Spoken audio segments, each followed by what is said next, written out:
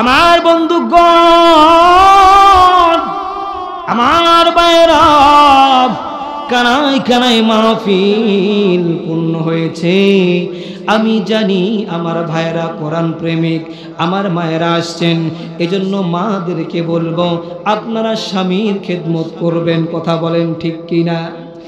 যদি আপনি স্বামীর খেদমত করেন, নবীজি হযরতে খাওলা রাদিয়াল্লাহু তাআলা আনহাকে 5টা আমল শিখায়া দিলেন। জোরে বলেন কয়টা? 5টা আমল শিখায়া দিলেন। 1 নাম্বার, খাওলা তুমি আল্লাহর বিধান 5 ওয়াক্ত নামাজ পড়বা, তুমি আল্লাহর বিধান রোজা করবা, হজ করবা, যাকাত দিবা, তুমি আল্লাহর বিধানগুলো মানবা। 2 নাম্বার আমল, আমি রাসূলের প্রতি তুমি দরুদ শরীফ বেশি বেশি করে পড়বা। আল্লাহু আকবার। 3 নাম্বার আমল হলো খাওলাকে বললেন তুমি তোমার স্বামীর হক আদায় করবা। 4 নাম্বার আমল হচ্ছে তুমি তোমার নিজের সতীত্বের হেফাজত করবা। আর 5 নাম্বার আমল, ইসলামের জন্য বেশি বেশি করে দান করবা। চিৎকার মেরে বলেন না সুবহানাল্লাহ। স্বামীর হক আদায় করলে আল্লাহ খুশি হন। কথা বলেন ঠিক কিনা? আকমালুল মুমিনিনা মিন খিয়ারিকুম মিন নিসা। আল্লাহ রাসূল বলেন পরিপূর্ণ ঈমানদার ওই স্বামী, যেই স্বামী তার স্ত্রীর কাছে ভালো।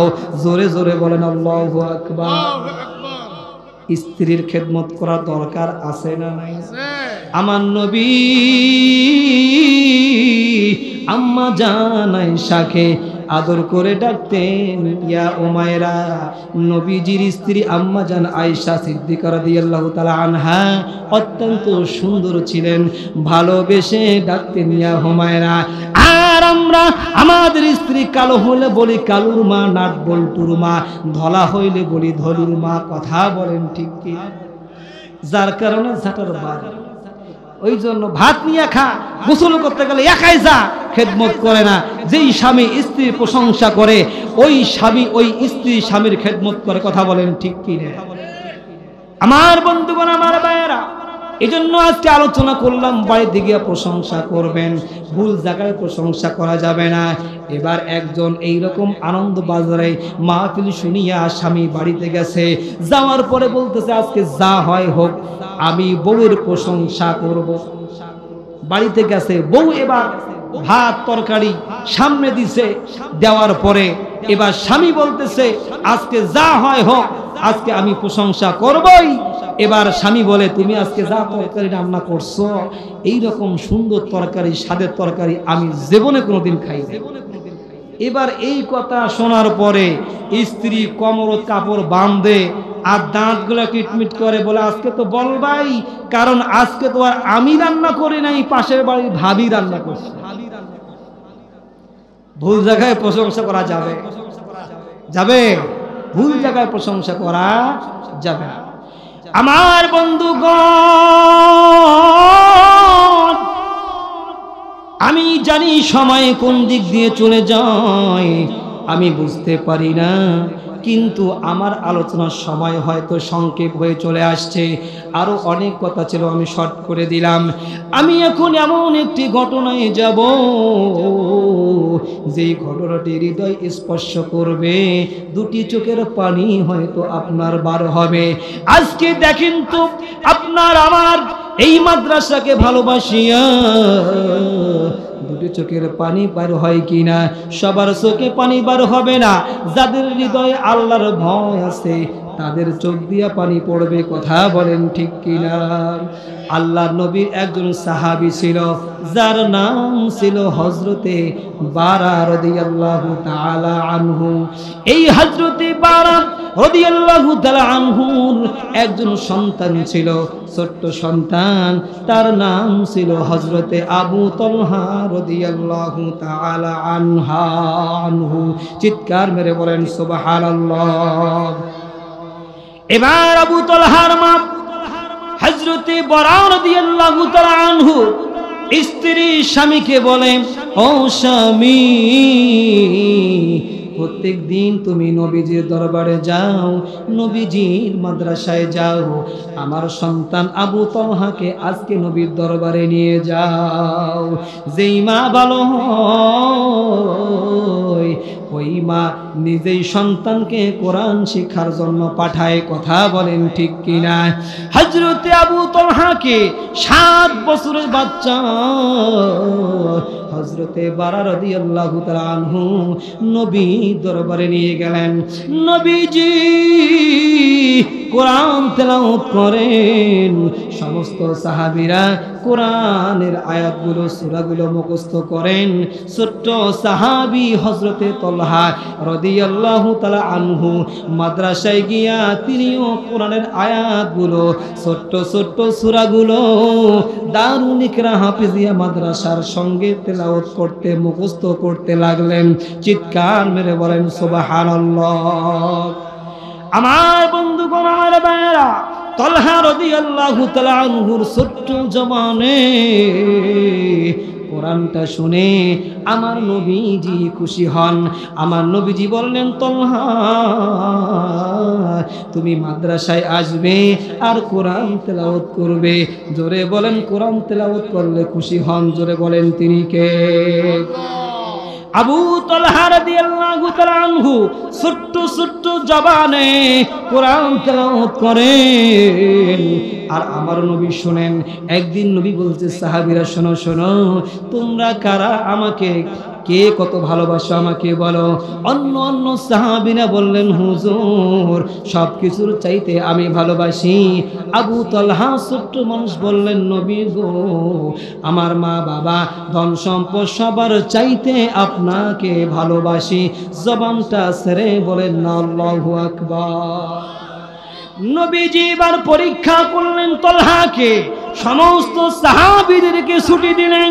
দেওয়ার পরে তালহাকে বললেন, তালহা তুমি তো একটু আগে আমাকে বললে তুমি তোমার বাবার থেকে আমাকে ভালোবাসো। আমি তোমাকে একটা, তোমার কোমরে যে খঞ্জর তরবারি দেখা যায়, এই তরবারি দিয়া আমি নবীর ভালোবাসায় তোমার বাবার গর্দান থেকে কাল্লাটা নামায়া দাও, দেখি তুমি পারো কিনা। এই কথা বলার সঙ্গে ওই ছোট্ট সাহাবী আবু তালহা রাদিয়াল্লাহু তাআলা আনহু দৌড় দিয়া কোমর থেকে খঞ্জর তরবারি বার করিয়া তার বাবাকে মারার জন্য যখন তরবারি উঁচু করলেন, নবী ডাক দিয়া বলে, তালহা তোমার বাবাকে মারা লাগবে না। তোমাকে যে পরীক্ষা দিয়েছিলাম তুমি সেই পরীক্ষায় পাশ করেছো। আল্লাহু আকবার বলেন না। হযরতে বারা রাদিয়াল্লাহু তাআলা পিছন দিকে তাকায় দেখেন তার ছোট্ট সন্তানকে নবী বলতেছেন, পরীক্ষায় তুমি পাশ করছো। বারা রাদিয়াল্লাহু তাআলা আনহু তার বুকটা উঁচু হয়ে গেল। আল্লাহু আকবার। কারণ তার সন্তানের পরীক্ষার ব্যাপারে স্বয়ং নবীজি বলেছেন তুমি পাশ করেছো। আল্লাহু আকবার বলেন। এ আমার বন্ধু, এই পাগলের যত রাত হবে কণ্ঠটা তত উজাড় হবে। এটা কণ্ঠটা আমার আল্লাহ দান করেছে। আমি মনে করি এই মাহফিলের ভিতরে হয়তো কোনো আল্লাহওয়ালা বসে আছেন, যার কারণে মাহফিলটা রহমত দিয়ে পরিপূর্ণ হয়েছে। সকলেই বলেন আলহামদুলিল্লাহ।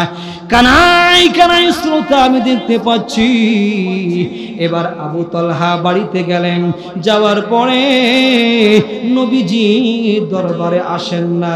নবীজি খোঁজ নিয়ে দেখলেন আবু তালহা কেন আসেন না। সাহাবী বললেন, নবী গো, আবু তালহার জ্বর হয়েছে, অসুস্থ হয়ে বাড়িতে আছে।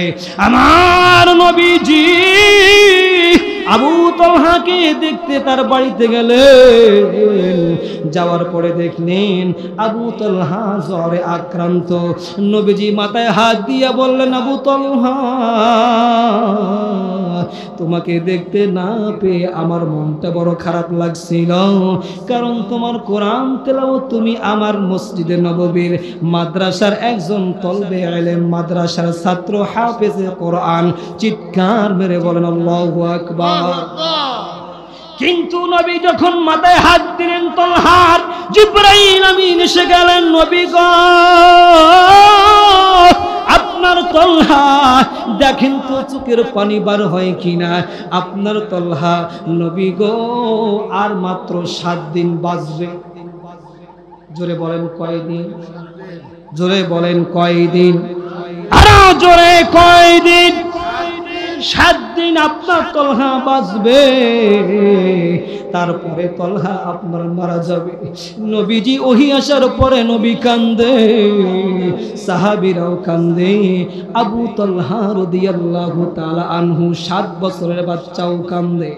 এবার নবীজি হাতটা সরায়া আবু তলহার মাকে ডাক দিয়া বলে, ও আবু তলহার মা, মন খারাপ করা যাবে না, তোমার সন্তান আর মাত্র 7 দিন দুনিয়াতে হায়াত আছে, 7 দিন পর আমার তলহা মারা যাবে। চিৎকার মেরে বলেন না আল্লাহু আকবার। কোন মা দুনিয়াতে আছে এই মা সহ্য করতে পারবে না তার সন্তান 7 দিন হায়াত থাকবে? অনেক মা আছে সন্তানকে নিজের জীবনের চাইতে ভালোবাসে, কথা বলেন ঠিক কিনা? নবীজি এই কথা বলিয়া আবু তলহার মাকে বললেন, শোনো শোনো, যখন আবে অবশ্যই আমাকে ডাক দিবা, আমি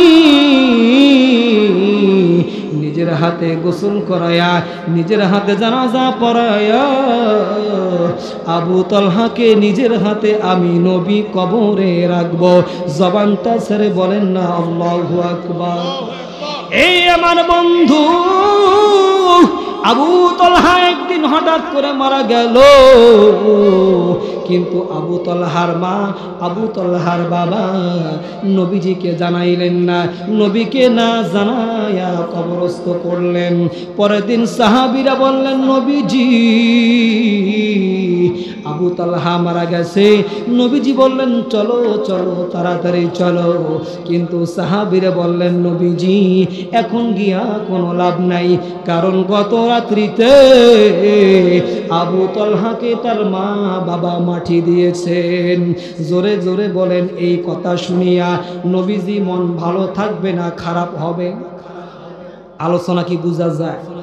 বলেন মন ভালো হবে না খারাপ হবে? নবীজি ডাইরেক্ট বাড়িতে আসলেন, এই তলহার মা বাবা তোমাদের কি বললাম আমাকে না জানাইয়া কবর দিও না, কেন কবর দিল? আবু তলহার মা কেঁদে কেঁদে বলে, ইয়া রাসূলুল্লাহ ইয়া হাবিবাল্লাহ, একটা কারণে আবু তলহাকে আপনাকে না জানাইয়া মাটি দিয়েছি, সেই কারণটা জানার দরকার। জোরে বলেন আছে না নাই? আমি আপনাদেরকে একটু পরেই বলবো, তার আগে মায়ের সম্পর্কে একটু বলতে চাই। এই 7 দিন আবু তলহার মা আবু তলহাকে কোলে নিয়ে বুকে নিয়ে কাঁদে আর বলে, আবু তলহা বাবারে, তোকে জন্ম দিতে গিয়া আমি এত কষ্ট পেয়েছি। 45 ডিগ্রি যদি ব্যথা কোনো মানুষ পায় তাহলে মানুষ ব্যথা সহ্য করতে পারবে। 45 ডিগ্রির উপরে যদি কোনো ব্যথা হয়ে যায়, হয় মানুষটা অজ্ঞান হবে না হয় মারা যাবে। কিন্তু দুঃখিনী মা, আপনাকে জন্ম দিতে গিয়া বিজ্ঞান প্রমাণ করে 56 ডিগ্রি ব্যথা মা বহন করে। চিৎকার মেরে বলেন আল্লাহু আকবার। এই আমার ভাইরা, কোন মাকে কষ্ট দাও? তুমি তোমার মাকে চেনো না, তোমার মাকে তুমি জানো না। তোমার মা তোমার জন্য কষ্ট করে। আবু তালহা রাদিয়াল্লাহু তাআলা আনহু মা কান্দে আর বলে, ওগো মা তুমি কান্দিও না, তোমার চোখের পানি আমি সহ্য করতে পারি না। এই আমার বন্ধুগণ, মা বাবা একটা বড় নেয়ামত। আমি ওই সিলেটে যখন মাহফিলে গিয়েছিলাম, 3 জন হাফেজে কোরআনকে মাথার মধ্যে আমি পাগড়ি দিলাম। 1 নাম্বার হাফেজের নাম যখন বলল, আমি মাথায় পাগড়ি দিলাম, বাবাকে ডাকা হলো, মাথায় টুপি দিলাম। 2 নাম্বার হাফেজে কোরআনকে ডাক দিলাম, মাথায় পাগড়ি দিলাম, বাবাকে টুপি পরাইয়া দিলাম। 3 নাম্বার যে হাফেজে কোরআন, ওই হাফেজে কোরআনটা হলো অন্ধ, চোখে দেখে না। যেই মাত্র ওই সন্তানটিকে ডাকা হলো, ওই হাফেজে কোরআনের নাম হলো আব্দুর রহমান। আব্দুর রহমানের যখন ঘোষণা দেওয়া হলো বাবাজি গো, এমন সময় আব্দুর রহমান দুটি চোখের পানি ফেলে কান্দে। এইরকম ভরা মানুষ, হাজার হাজার মানুষ স্টেজে কান্দে, আমি বুকে জড়াইয়া ধরলাম, আব্দুর রহমান তুমি কান্দো কেন? অন্ধ হাফেজের চোখের পানি দেখে আমারও চোখের পানি বের হয়ে গেল। বাবা তুমি কান্দো কেন, বলো বলো। আব্দুর রহমান বলে হুজুর আমার দুইজন ভাই হাফেজ হয়েছে, তাদের মাথায় পাগড়ি পরাইয়া দিয়েছে, তাদের বাবা আজকে স্টেজে আছে। এই ভাইয়েরা দেখেন তো চোখের পানি আপনাদের পড়ে কিনা? ও আনন্দ বাজারের মায়েরা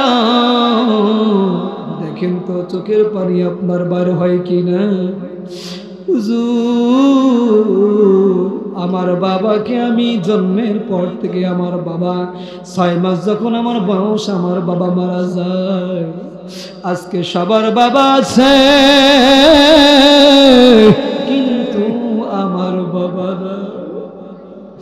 আমার তো বাবাকে দেখার ইচ্ছা হয়, আমার বাবা নাই হুজুর। আপনি কি জানেন আমি যখন হাফেজ হয়েছি আজ থেকে 5 দিন আগে, কিন্তু হুজুর আমার বাবা মারা যাওয়ার পরে আমার মা নিয়ত করেছে আমাকে হাফেজে কোরআন বানাবে। ও হুজুর আমার মা মানুষের বাড়িতে কাজ করিয়া টাকা পয়সা কামাই করে আমাকে হাফেজ বানিয়েছে। গত 5 দিন আগে আমি যখন হাফেজে কোরআন হয়ে বাড়িতে গেলাম, আমার জনম দুঃখী মা বলে আব্দুর রহমান বাবা তুমি সূরা ইয়াসিনটা আমাকে একটু পড়ে শোনাও। এই বাবা এই দিনটা দেখার জন্য অপেক্ষায় ছিলাম। তুমি হাফেজে কোরআন হয়ে ইয়াসিন পড়া শোনাবা, সূরা তাহা পড়া শোনাবা, আমাকে শোনাও হুজুর। আমি যখন শুনাইতেছিলাম আমার জনম দুঃখী মা আমাকে ডাক দিয়ে বলতেছে বাবা আমি দেখতে পাইতেছি একজন সাদা জুব্বা পরিহিত যুবক, সাদা পাগড়ি পরিহিত যুবক ফুলদানি নিয়া আমার কাছে আসতেছে। আমার মনে হয় ওইটা মালাকুল মাউত আজরাইল। এ আমার বন্ধু দেখেন তো চোখের পানিটা আপনার পড়ে কিনা? এবার আব্দুর রহমান কান্দে আর বলে হুজুর গো আমার মা মুহূর্তের ভিতরে আমার কোলে আমার মাটা দুনিয়ার থেকে বিদায় গ্রহণ করল। জন্মের পরে আমি কি বাবাকে দেখলাম না, হাফেজ হওয়ার পরে মাকে আমি হারালাম। আমার কপালটা কি এতই খারাপ হুজুর গো। আমার দুইজন ভাই হাফেজে কোরআন, মাও আছে বাবা আছে, কিন্তু আমার নাই। কে আমাকে লেখাপড়া করার টাকা পয়সা খরচ করবে? মাও তো দুনিয়া জমিন থেকে চলে গেল, কি হবে আমার এখন অবস্থা? এই বন্ধু বিশ্বাস করুন, আমি সঙ্গে সঙ্গে মাহফিলে স্টেজে বসে বললাম এই অন্ধ হাফেজের দায়িত্ব কোন ভাই নিতে চান? এই কথা বলার সঙ্গে সঙ্গে একজন পাগল পাড়ার লোক, বয়স মাত্র 35 থেকে 40 বছর বয়স হবে, দাঁড়াইয়া বলল হুজুর আল্লাহ আমাকে সন্তান দেয় নাই, আমি আজ থেকে এই অন্ধ হাফেজের দায়িত্ব আমি যুবক নিলাম। চিৎকার মেরে বলেন না আল্লাহু আকবার, আরো জোরে বলেন না আল্লাহু আকবার। আমি জানি আজকে এই মাহফিলে হাফেজদের মাথায় পাগড়ি দেওয়া হবে, হাফেজে কোরআনদের মাদ্রাসায় সহযোগিতা করার জন্য আপনারাও দান করবেন। আমি জানি আমি যদি এখনই বলি দান করবেন পাগলের মতো দান করবেন, আমি এটা ভালো করে জানি আনন্দ বাজারের ভাইরা দানশীলতার মধ্যে 1 নাম্বার, আমি কালেকশনের দিকে চলে যাব, তার আগে আমি আমার একজন মায়ের কথা বলবো। হযরত সাউদা রাদিয়াল্লাহু তাআলা আনহা, যিনি ছিলেন নবীজির স্ত্রী। নবীজির স্ত্রী ছিলেন 13 জন। জোরে বলেন কয়জন? আরো জোরে কয়জন? খারাপ লাগতেছে? খারাপ লাগে? 2 নাম্বার স্ত্রী সাউদা রাদিয়াল্লাহু তাআলা আনহা, হযরতে আম্মা জান খাদিজাতুল কুবরা রাদিয়াল্লাহু তাআলা আনহা মারা যাওয়ার পরে হযরতে সাউদা রাদিয়াল্লাহু তাআলা আনহা নবীজি প্রথম বিবাহ করেন। চিৎকার মেরে বলেন আল্লাহু আকবার। হযরতে আম্মা জান বলেন, নবীজি আপনি বলেন তো 12 জন স্ত্রী, খাদিজা তো আগেই মারা গিয়েছে, আপনি মারা যাওয়ার পরে 12 জন স্ত্রীর মধ্যে কোন স্ত্রী আপনার সঙ্গে সাক্ষাৎ করবে? আল্লাহু আকবার। নবীজি বললেন, ও আয়েশা ভালো করে শোনো, আমার 12 জন স্ত্রী, যার হাত লম্বা বেশি সেই স্ত্রী আমার সঙ্গে প্রথমে জান্নাতের সঙ্গী হবে। আল্লাহু আকবার। হযরতে আম্মা জান বলে, মনে হয় আমি সঙ্গী হব। কথা বলেন ঠিক কি না? কিন্তু আম্মা জান আয়েশা যখন হাত মাপা শুরু করে দিলেন, তখন দেখলেন সবার হাত থেকে যার হাত লম্বা তিনি হলেন হযরতে সাউদা রাদিয়াল্লাহু তাআলা আনহা। চিৎকার মেরে বলেন আল্লাহু আকবার। আল্লাহু আকবার। জিজ্ঞাসা করলেন, এই নিয়ামত কেমন করে পাইছো? সাউদা রাদিয়াল্লাহু তাআলা আনহার ব্যাপারে নবীজি বলেছিলেন, আমার খাদিজার পরে সাউদা ইসলামের জন্য সবচাইতে বেশি দান করেছে। লাশ মুহূর্ত তাবুকের যুদ্ধে আমার সাউদা তার গহনাগুলো যুদ্ধের জন্য দান করে দিয়েছেন। আল্লাহু আকবার।